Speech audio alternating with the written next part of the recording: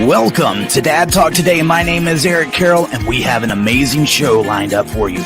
We are fighting for fathers all across the United States and all across the world where you can be glad to be dad.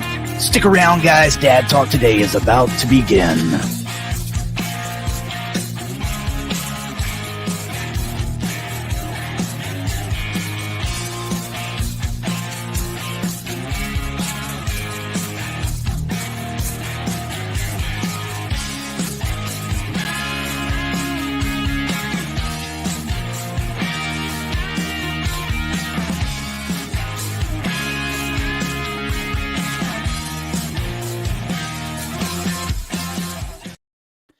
Hey everybody, welcome to Dad Talk Today. I got a little bit of a different episode. I'm looking so forward to this today.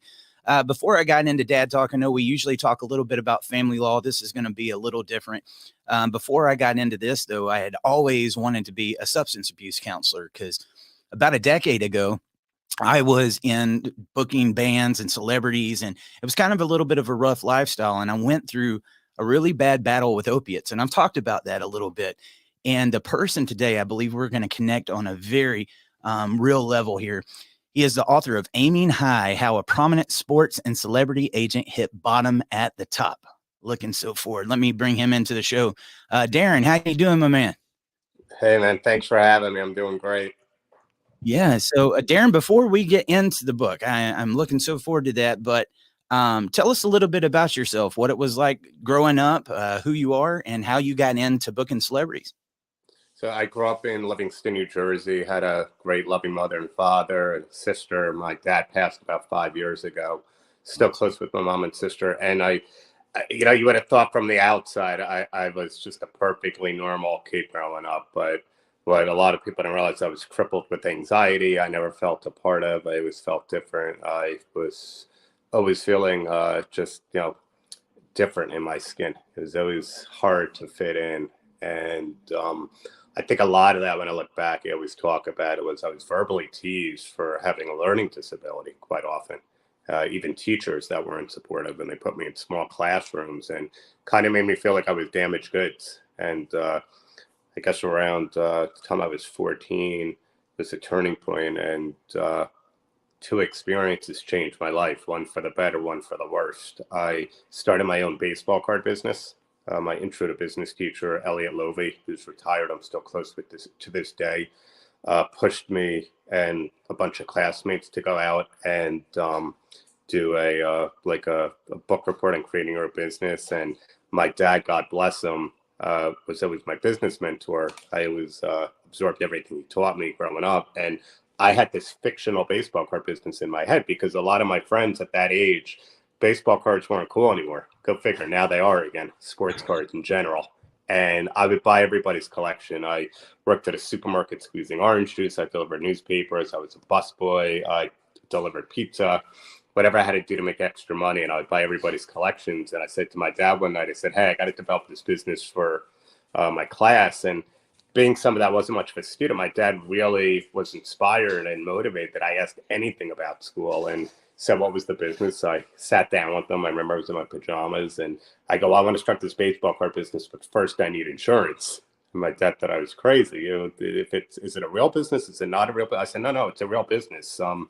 I can buy and sell these things at trade shows. I need about probably 8 or 9 worth of insurance though, Dad, because if there's ever a flood in the house or things get stolen, I don't want to be out the money. I worked really hard to put this collection together. And he's like, I'll call the homeowner's insurance. I'll get you 8, figure you said 8 or 9. I'll get you 1,000 worth of insurance.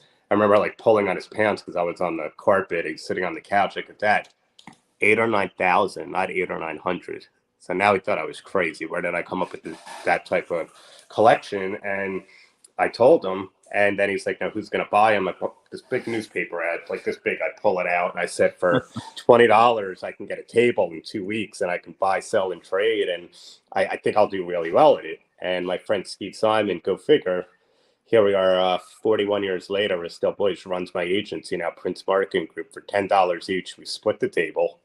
I spent every day after school making sure I was getting the most perfect 4-foot display. I bought cases, and my dad had typesetting a design company, and I wanted to make sure that everything looked flawless. And that Sunday afternoon, Steve went in for a hobby to have fun. He might have made $30, $40. I made over 1,000, and the light bulb went on. And that same summer, I was in sleepaway camp and had terrible stomach pains one night.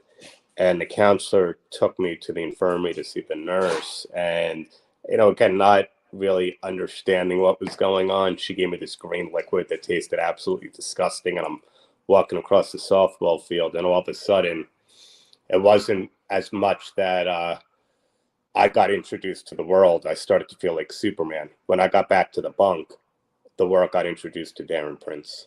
Something came over me that was so cunning, baffling, and powerful, and mesmerizing, and incredible that I needed more of it. I became the social butterfly, the cool guy, the talkative one, the good-looking one, the buff one, the one that everybody was laughing with, not at.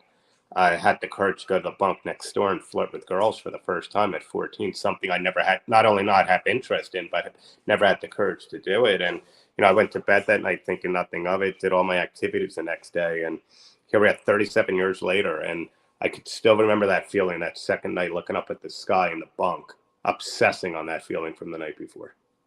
And I learned how to lie and con in that moment. And I keel over. I fall to the floor. The counselors come running over. I had no pain. I just wanted to get more of whatever that green liquid was. Yeah. It took me back to the infirmary, and for 2.5, 3 straight weeks, I played that game every single night until Mom and Dad came up for visitation day and found that I was taking liquid Demerol. Wow. That is powerful stuff, man. I've taken it before. There's something about that feeling that it gives you, again, like you said, like you're Superman, all these things that you couldn't do before. And that was one of the, the things I realized about opiates. Once your body starts becoming used to that, it's like the best antidepressant that you could ever get. Everything seems like the way you want it to be.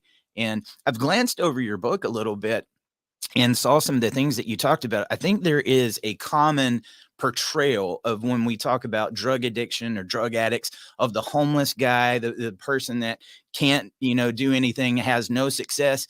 Seems like that was very different for you. It seems like you operated very well inside of that world for a while. Yeah, no, I mean, my story's very different. Everybody has their own journey, but Jay Shetty's my man, and we had one of the best experiences ever on his podcast, and helped so many people around the world. And he's like, even your journey, that you made it, you got to a point of where everybody wants to get to, and all you're doing is looking back at the people instead of forward. I go, yeah. I said, I wanted everybody to realize the big time super agent got to the, left New Jersey, made it, at a level that nobody, would ever thought possible, most would never dream of. And I was still staring backwards to, tell people like these, look at me now. I was the dumb, stupid one. I was the one in the back. I wasn't going to go anywhere. Look at me now, the biggest stars in the world of our time. And, the Super Bowls, the backstage passes, the multi-million-dollar marketing deals. And, I needed all that exterior crap because there was such a deep hole in my soul that took me until the brinks of death, till I was 38, until I realized, it's a much bigger problem going on.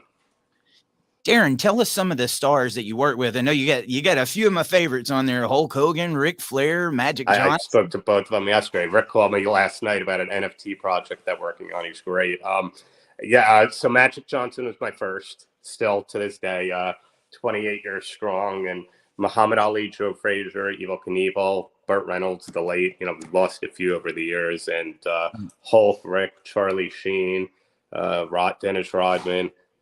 There's so many. Oscar De La Hoya, Carmen Electra, Denise Richards, Jerry West. I'm seeing him in a little bit. I hate to forget some. Sometimes my memory has been so blessed with so many great ones over the years. I'm looking at my wall to make sure I didn't forget anybody. But Rick and Hulk are real special guys. They're amazing individuals.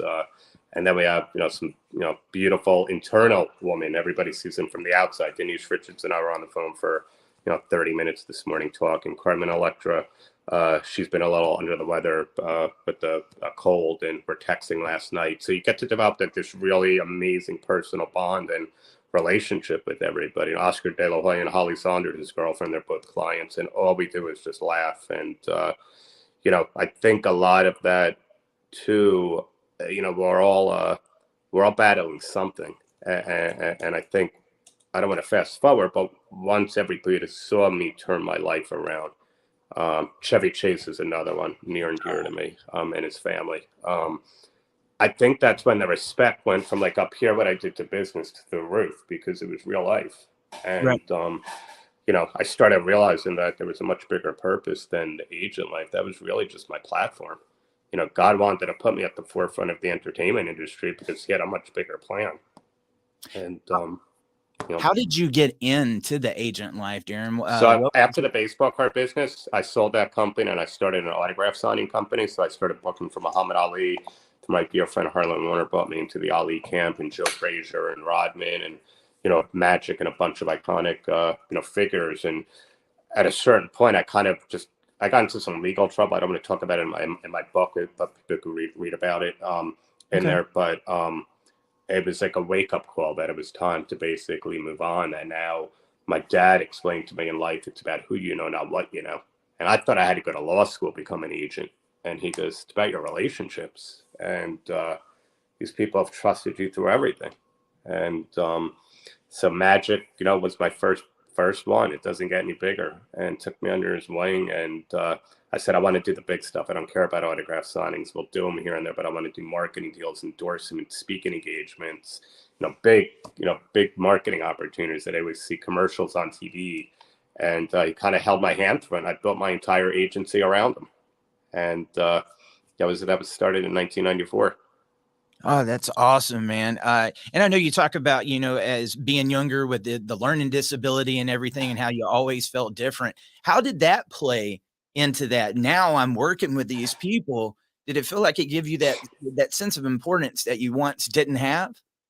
But it was hard. Pamela Anderson was a client for years in her prime, 1995, 1996, 97. And I remember, I was high. I was always on opiates. No matter who it was at that time in my life, I had to be on something because I really had no idea how to, just understand. I'm in this fantasy world, completely uncomfortable in my own skin with, some of the most revered icons on the planet that trust me, the Right. dumb learning disabled kid in the back of the room. How did I get here?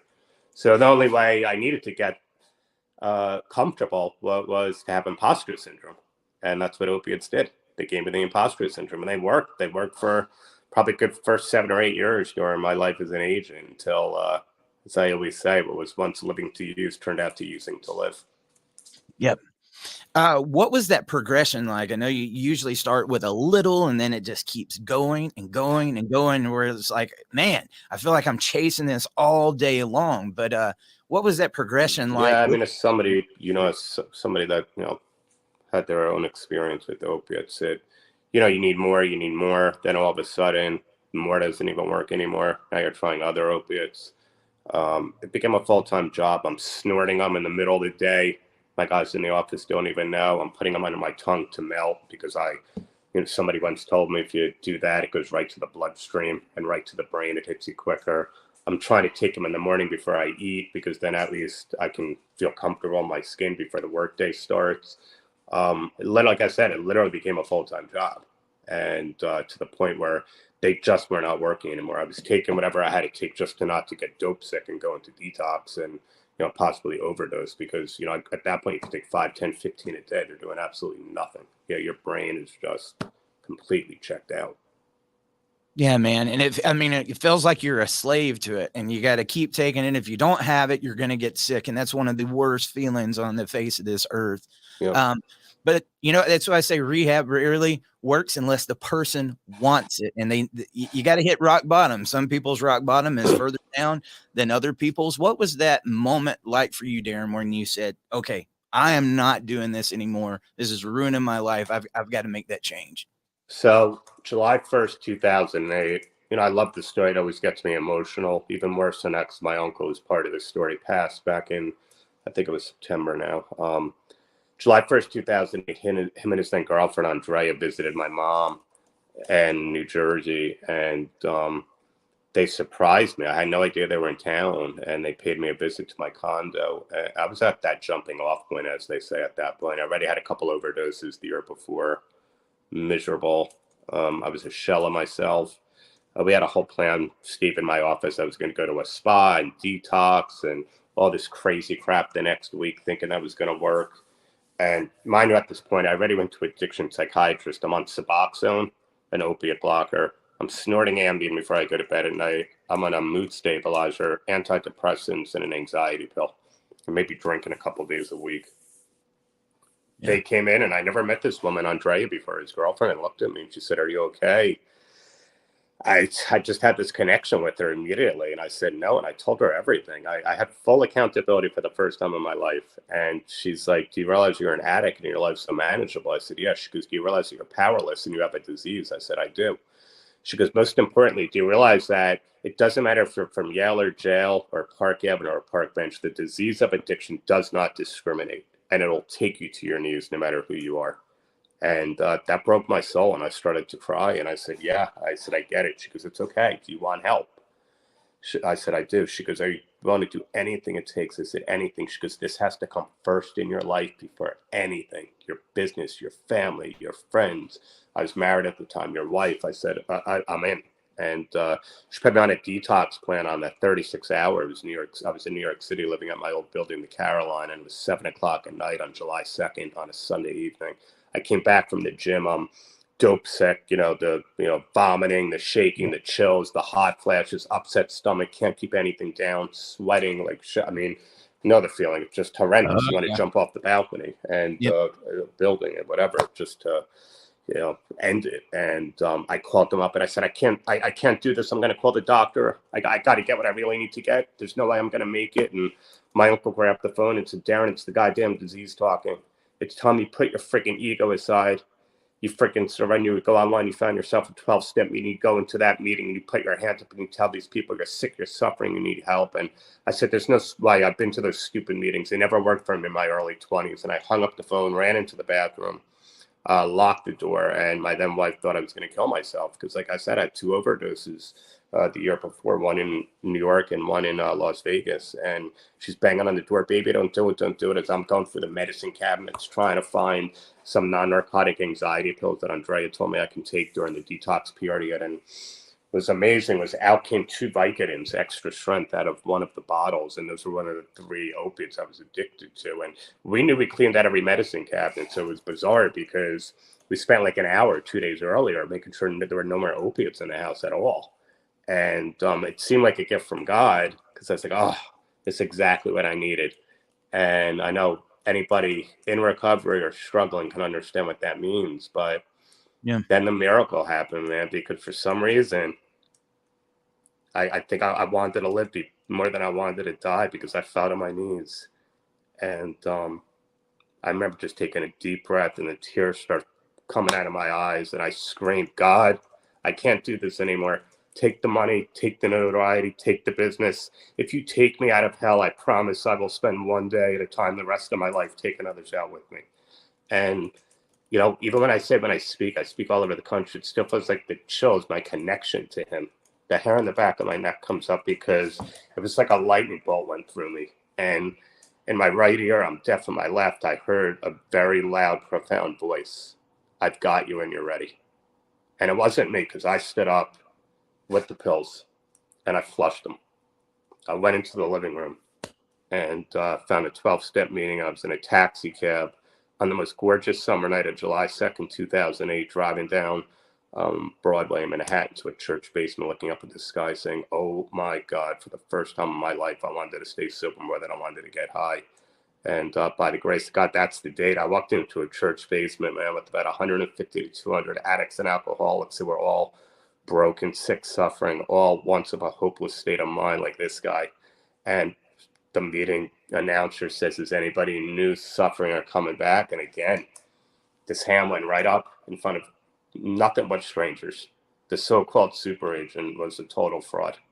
And I said, "I'm sick, I'm suffering, I'm an addict, I'm sick of this life after 24 years. And I said, I'm suicidal, I need your guys' help, I'm not going to make it." And about 10 to 12 spiritual brothers and sisters came over to me right after that. And, they're hugging me. They tell me, "You've been where you've been. It's easier to stay here than to come back here." I heard things like, we're going to love you before you ever know how to love yourself. And stick with the winners. If you want what we have, then do what we do. I just became a sponge. And what I didn't learn and didn't want to learn in school, I did the 12-step fellowship with honors because it became life and death. Nothing comes before it. Not since then, and not since now. 8 o'clock in the morning yesterday, I was in a private Zoom meeting with a bunch of spiritual brothers and sisters for a private group of celebrities and athletes and, industry people. And just the most beautiful thing in the world to be able to, have a connection, especially during these times, because there's so many people that are, suffering with mental health, not just substance abuse. And, I had to learn from those people after one day became a week became a month became a year, was now I have that responsibility that I, told my higher power, which I refer to as God, about, was if I want to keep this gift, I better give it away to other people. Yeah. So were there any relapses after that moment? Did you ever have any of that? Nope. July 2nd, 2008 was it. And Awesome. look, I've been through surgeries. I had hernia surgery. I had to take a Percocet 1 in the hospital. I told the doctor I can't take anything when I go home. When I came out of it, I had a prescription for 100 Vicodins written in my hand. My best friend John picked me up in the hospital, and you learn to stay close. My sponsor, my spiritual brothers and sisters knew that I had to go for the surgery, and I was taught you build a foundation like you have in a bank, and you go to all those meetings. When life is bad, you go to meetings. When life is good, you run to meetings, because there's going to be a time you're going to withdraw upon it. And I knew that there was a difference between drug use and drug abuse. And I knew I was going to have to take something. But I talk about it in the book when I kind of came through and I was a little bit loopy and out of it on the way home. And this was about 2 years in. I called up my sponsor, and Joe Frazier passed about, what was this, about maybe 2 years earlier. And it was unbelievable because no, it was actually the same year. And I remember I was all emotional. I was a little bit loopy. And I felt like it was something that came through him, because it almost felt like that classic left hook when I was on the phone with my sponsor, Steve. He goes, "Do you need them?" I said, "I'm in a lot of pain, but I think I could do without it." And he goes, "Then rip up the prescription. Go just take Advil and Tylenol, ice packs and heating pads. And just look at this prescription." I had every free pass in the world to take 100 of them, but I guarantee you wouldn't be talking to me to this day. And I just shredded it up. And it was greatest feel, for somebody like me to be able to do that. When you have a free pass and a free ride and the doctors are like, you need to recover, you're in a lot of pain. No, that's the program. That's when you work it. That's when you put this first, and develop that foundation. And, I've seen other people before me do it, and there was no excuse. I knew I was in pain, but I knew pain was temporary. Yeah. Yeah. And, that's got to be hard, because even though you've been sober that long, you still get it would be easy to be triggered. But we loved the way it made us feel when we very first started those. And one thing I'd like you to talk a little bit about, Darren, is the addict's mind. We always try to justify that it's okay, just go do it one more time. And there's all these different things that tells you it's going to be okay if I go spend my money on this, or okay if I just do it today, or I'm going to quit tomorrow, I'll quit next week, and it's going to be okay after today. Did you experience any of that with the addict's mind? Yeah, I mean, all the time. Sorry, I'm just coming over a head cold. I think I had that before I ever got sober, but I tell a lot of people that get sober, it also happens the other way, where they're like, I'm having a bad day, I'm not going to make it, I'm going to relapse. I go, relapse tomorrow. Go to bed early tonight. Because I sponsor people. And I said, go to bed, do something relaxing. You can pick up a drink or a drug tomorrow, because the whole thought process tomorrow is going to come and the thought's going to be gone. So we learn all these kind of like little spiritual ways of thinking. But for the ones that say, I'll get clean tomorrow, I'll get sober tomorrow, I'll start tomorrow, you take an action. Tomorrow's going to come. It's going to be just as today. You need to, I talk about the 5 A's that I learned that first meeting: attitude, adjustment, accountability, acceptance, and action. And I take every one of those 5 A's in everything that I do to this day. I mean, my girlfriend knows, my boys that have known me forever, there's a certain part of a healthy, I don't want to use the term, but it's not like an OCD, but there's a drive that I have when it comes to work, recovery, people, helping, whatever it might be. And I put that 150% in everything that I do. And if I don't do something right, it's on me to look at myself and say, what's wrong with me? Because I'm still perfectly imperfect. I got a ton of friggin' flaws, but I'm a lot better than I've ever been, coming up on 52 years old in 3 weeks. Yeah. And you become so used to doing that and operating inside of that world. What was it like with that agent lifestyle and just even communication? I don't know what it was about opiates, but when I was on them and I was booking, I could talk the talk and I could do it. And diarrhea out the mouth, right? You didn't shut up. Diarrhea out the mouth. Absolutely. That's about the best way to put it. And once that was gone, it was like, oh, this guy's got to talk. It really messed with me, man. It really did. Yeah. I get that, but I'll tell you what's amazing is there's times now I got to watch myself because I'm so comfortable in my own skin. I could talk and talk and talk, but it's out of joy. It's out of gratitude. It's out of helping people.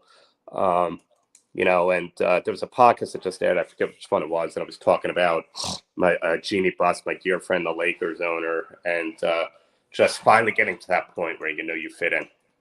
And it was a girl that I took to a Laker game that we were kind of dating a few years back. And Jeannie literally gave me dead center court, Laker tickets courtside.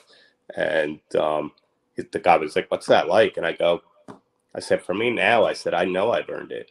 Not because Jeannie and Magic are like brother or sisters or the relationship with all the Lakers and who I represent and Denny's used to work, because of the human being that I've become, the human being I try to be every single day. Jeannie gave me a beautiful testimony on my book, as Mark Cuban did, and they all tweeted and posted about it. There's not a single mention in there about the business. I used my pain for my purpose. I used my platform for my passion to get out there and help others, and that ain't easy to do. A lot of people want to, recover quietly and in silence, and that's good for them, whatever works. For me, I felt like I had no choice. I knew that, as Hulk Hogan said, for a long time I needed God, and then he started sending me signs. I need Darren Prince. Yep. I think there's something about being open about it, even with the not so flattering stuff, that it gives you power over it. I'm proud of my testimony, and as bad, as dark as it gets, that's not who I am anymore. Yep. So, and you'll still have people that are trying to throw it at you every, so often, man. But you know what? The sobriety and this life, this is what I wanted for so long. Finally got it. I'm about 10 years sober myself. God bless. We were around the same time, man. So just to kind of hear that, I mean, what's that been like for you in your work? Entertainment industry is filled with drugs and alcohol, always has been. Have you had any of your guys that have heard your testimony reach out and say, hey, Darren, I just need to talk to you. I need somebody to talk to. I'm at a point where I don't even think about it when I'm at events anymore because I'm so routine. I'll go, I'll do what I have to do. I'll go to like the big Fanatic Super Bowl party every year, and whatever big event might be happening, and I go and I do what I have to do, and I'm not that important. I realized that if after 2 hours I gotta leave just because it gets too late, I don't feel uncomfortable with the environment. For me, it's just a matter of getting tired more than anything else. And most big industry people that I know, the big movers and the shakers, they know my story. So it's funny, we'll be out for dinner or lunch or something, people are ordering drinks, and sometimes they'll ask me, do you mind? I'm like, no, it's my problem. It's not your problem. I'm the one that's got the problem. And if somebody having a drink, or if I walk into a bathroom and see somebody doing a line of cocaine or taking out some Percocets or pills and popping in their mouth, and I start getting that feeling and squirrely, or there's something wrong with my recovery, and I get back to basics, because that should not be happening at this stage in the game. Yeah. That's awesome, man. I love this testimony so much. Here's the book, Aiming High. Tell us about what inspired you to start the book, and how long ago did you start working on this? It happened relatively quickly. Once I met my publisher, my dad always wanted me to write one. The last 4 or 5 years he was alive, about the whole Ollie Frazier experience, which is the intro to the book, about getting them together for that iconic dinner in Philadelphia before the NBA All-Star game the night before, and then sitting with them courtside. But I just felt it was a kind of a private encounter of, two of the greatest ever sports iconic figures and culturally iconic, and never wanted to write about it. But I met Ann and David, my publisher, by chance on Instagram. We met in California. I think it was around December of 2017. And she was in recovery as well. And we just started talking, and she's like, your journey and your story is so passionate. The way you speak, I could sit here and talk to you for hours. And have you ever thought about writing a book? I'm starting a publishing company. And it's like, it's funny. My dad passed away 9 months ago. He was wanting me to write one, but I just don't feel right writing about the business, because that's not the book. The book is taking people through the hell of your 24-year drug addiction to the beauty of, at the time, 10 years of recovery. While making the athlete and celebrity and entertainment world a fly on the wall so they could be part of this journey and what it was like to come through the other side. And I just had that feeling. I said, that's it. And it took about 8-9 months. She partnered me up with Krista McGinnis, my publisher. We had an incredible marketing team, my boy Barack behind it, my social team, Patrick Anino and Social Tuna, 3 different publicists, and the support of some of the most iconic names in sports and entertainment, social media wise, and Chris Cuomo. I was on his show, Dr. Oz. All the big podcasts, and it has not slowed down. And during the pandemic, it was the best blessing too, because we did so many interviews about recovery and mental health. We sent out hundreds and hundreds and hundreds and hundreds of free copies of Aiming High, and they're not cheap books, they're hardcovers. So I wanted to just make sure that it was done right, and I know people were struggling financially. We took care of everything from beginning to end, because for me, if we can get to one person on this podcast and save a life, and we're doing God's work today, and that's what matters. And that's what gave me the self-esteem I was looking for my whole life. Those moments doing esteemable acts is what gave me self-esteem. It was never about the agent life and the cars and the money and everything else. It's what I can do to help somebody else that's sick and suffering.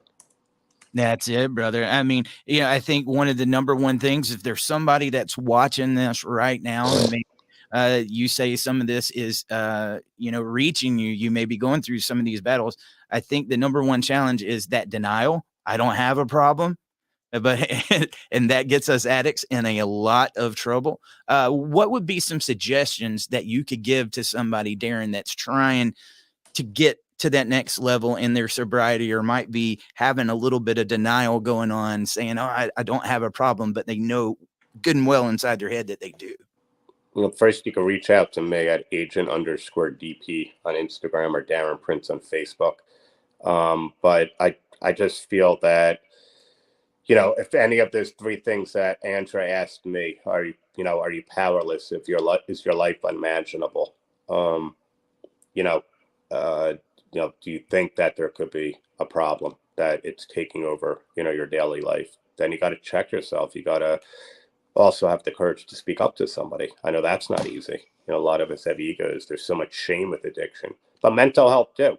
We don't just need to talk about substance abuse. There's people struggling with depression, bipolar, suicidal thoughts, whatever it might be. It's all part of the same to me, that if there's just something not going right in your brain, just stop faking it. Have the courage to speak to somebody, because that breakdown could be your breakthrough. And you never know when it's going to happen again, and those darkest of days that some of us have gotten ourselves into really can turn out to be the brightest of all lights. I lived it. And I've seen so many other people, aside from myself, and some of the most horrific stories you could ever imagine, come out on the other side. They went deep into the woods of hell and came back on the other side, and their life turned around for the better in every single way. Yeah. I mean, speaking of, I think one of your good friends is Novak, right? Yep. Oh man, dude, talk We about spoke it. 2 days ago for 45 minutes. It's my brother. Yep. Dude, I would love to talk to him. I followed him and his journey. If you guys send me your info. I'll get him on for you. He's a great guy. Tim Ryan's my boy. Dope man. I spoke to him yesterday for a half hour. It's this brothership. Chris Herron. They're all, we just have a love and respect for one another, because each one of us are doing our own thing, pushing this message out there to the masses to help, somebody else that's sick and suffering. We all have our own foundations. I've got my Aiming High Foundation. I use the proceeds 100% to scholarship people. Chris Herron's doing it at a ridiculous level. Brandon's got his Novak House properties now, which are absolutely killing it as far as, just helping people to the next level. I mean, I just told them, you got to keep throwing these things up, man, as quick as you can do it, because you are saving lives left and right. Every place gets packed. They have a tremendous success ratio, and God bless them. People like that they're really doing the work that's needed. How important is that environment, Darren? And when you're trying to get healthy, I know for me, that was one of the hardest things. I'm a loyal friend, but I knew I had to get away from the people I was around. And like people, you said, places, and things. I don't care who it is. I'll leave anybody to this day if my recovery is in jeopardy. A client, mother, sister, I don't care who it is. That's it. Everybody knows that about me. Girlfriend, well, I mean, people, places, think, co-worker, colleague. Somebody puts my mental, physical, or spiritual sobriety at risk, and I get that close, done. That's it, because nothing's ever worth going back to that life. I'm not afraid of relapsing and dying. I'm afraid of relapsing and living. Relapsing and dying is easy. I go bad, and I take what I used to take. You guys ain't gonna see me again. I don't want to wake up. That's the problem, and realize that I'm back in the hell of this nightmare. Yeah. How did the Suboxone work out for you? I know people have different experiences. It was terrible. Dr. Drew is a dear friend of mine. Yep. We talk about it all the time. I was on it for 14 months. It was supposed to be a 3-4 day thing. I got more addicted to that than the Oxys and the Percocets and the Vicodins. It's terrible. I was on it for, I think, 5 or 6 years. How long? 5 to 6 years. Yeah. Here's the thing, though. And if somebody can take it and function and have a normal life, I'm not against it. I talk about it all the time. Go to meetings, do whatever works therapy-wise. But there's still a better life without it, because you're still somehow putting something in your system. But hey, if that's what works and you're living a functioning life, you're a better person, you're a responsible husband, wife, brother, sister, whatever it might be, then more power to anybody. I don't judge. I mean, there was the advantage and the disadvantage. It did help me get my life back on track, but to come off of that stuff is almost impossible. I mean, I remember I was taking a speck there at the end, and you wouldn't think that would make a big difference, but go one day without it and you feel it. You know what I mean? And it was like, God, am I ever going to get over this? And I just had to learn something. You got to get control of your mind. You got to say, do not want to do this anymore. Don't want this having power over me. And that takes time, guys. It takes time and being open and honest. And Darren, I just want to say how much I appreciate you coming in here and talking about this. I mean, addiction is such an important topic, but to hear all that success you had, and then you still feel I hit bottom when I was at the top. That's a powerful story, brother.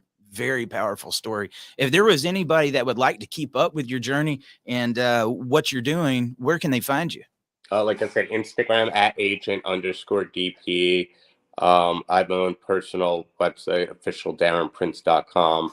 And then the aiminghighfoundation.org is our 501c3 charitable website. If anybody can make a contribution, it'd be great. If they need help and want to message the website, we do anything we can to get people into treatment. I have my own toll-free call number, call center at Banning Treatment Center, 86668-DARREN.